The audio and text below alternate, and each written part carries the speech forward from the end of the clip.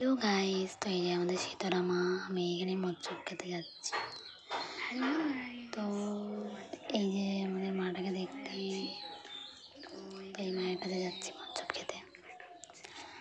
তো চলে বেরিয়ে পড়েছি, যাচ্ছি মায়ের কাছে মৎস্যপ খেতে। তো দেখতে দেখতে চলে এসেছি মৎস্যপের কাছে, মায়ের মন্দিরের কাছে। তো এই সবাই মৎস্যপ খাচ্ছে, তো ওদেরটা শেষ হলে আমরা বসবো, ওয়েট করছি। তো এই বসে পড়েছি এবার।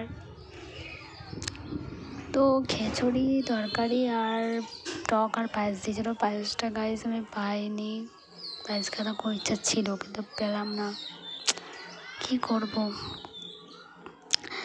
যাই হোক, খিচুড়িটা খুবই সুন্দর ছিল খেতে, খুবই সুন্দর লাগলো আমার তো কিছু না থাকলেও হতো, আমি খিচুড়িটা খেতাম শুধু, আর আমার খিচুড়িটা খুব ভালো লেগেছে। আর যাই হোক, তোমাদের আমার ব্লগটা ভালো লাগলে লাইক, কমেন্ট, শেয়ার করে দিও।